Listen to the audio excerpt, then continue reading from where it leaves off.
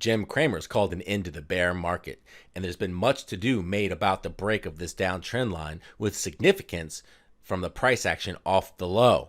So I decided it was high time that I go ahead, wipe the chart clean, and start from scratch. Let's see what I found. After spending several hours starting from scratch on a blank chart, I've arrived at the same Elliott Wave count that I had previously. This doesn't mean that I don't find merit in the bullish sentiment that we are hearing about. I just think that those bull callers are a little early, and it could be to their detriment. So, as we go through the count, we see that I've had a W, X, Y, X with a Z to come, and we are currently in the reactive wave of the Z, which is a B. I find that we are coming close to the conclusion of that wave, and unless we violate this count, there's no reason to call a bull run just yet. To break it down to brass tacks, I think that there is definitely a potential to see this wave and this wave differently than I do.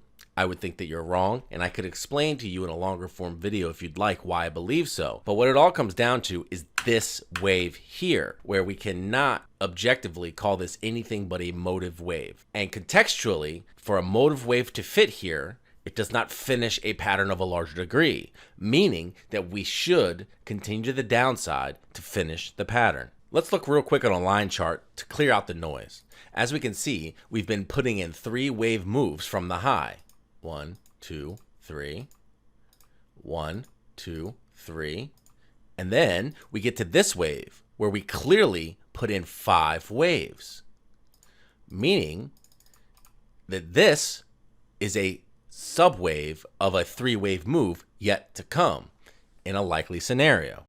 In the near term, I do believe we have a bit of room to the upside on this current move because we haven't even started to put divergence in on the 1 to 4 hour time frame. Keep in mind that if we break this red line, which is the 4329 level on the ES chart, that we do violate my primary count. Should that happen, I do not have a bullish alternative to give you for a probable scenario. We'll have to reevaluate when the time comes.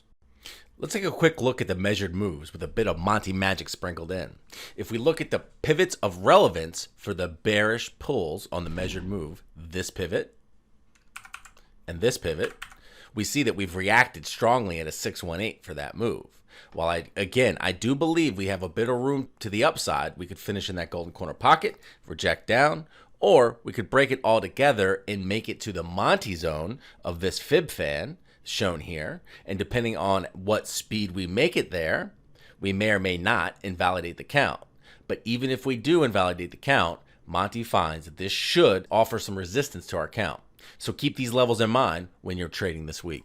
Let's move over to Bitcoin. Be sure to like and subscribe to the channel if you like what you're seeing so that you don't miss any of our weekly outlooks on Bitcoin and the SP 500, as well as our midweek content on crypto and other traditional assets. If you saw my long form macro video from last week, you know that I put us in one of 2 scenarios currently. The primary being the larger red count shown here as a giant flat A, B, C, that we are midway in the sea of with plenty of room to the upside to go. However, you can see that I show that we should be retracing soon, if we haven't begun already.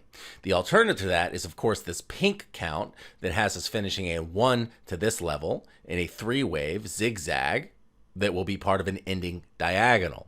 This one I find to be far less likely. However, if we come down and break back into this base channel and of course violate this level 1 with this proposed 3, we'll be looking for that ending diagonal to potentially be in play.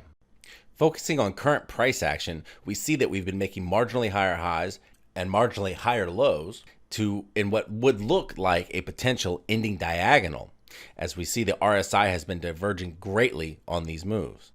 One thing we need to look out for is that in crypto bull markets, there is a potential for a wave to look very toppy, as it does here with this divergence and the expanding ending diagonal look, where it will shrug it off and then continue on bullishly.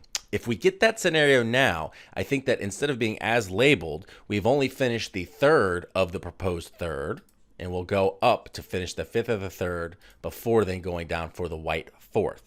Zooming in even closer, we see the potential finish of a 3-wave move into that trend line of the proposed ending diagonal.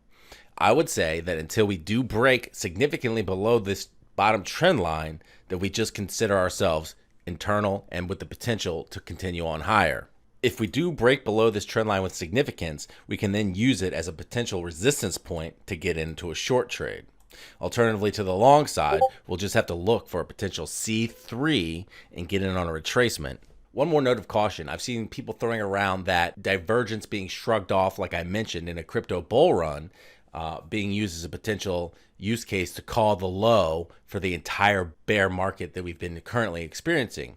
And they've been referencing this 2020 price action that preceded the all-time high. Now, if you look back, and this is the same scope of chart back then, you'll see that we were already in a well-established uptrend at that point. The context is much different. I would just warn you to exercise caution in expecting that to repeat itself now. It very well could, but there's no reason to expect it to. If you like thoughts like that, be sure to check out my video from last week where I go over Bitcoin in a long form format.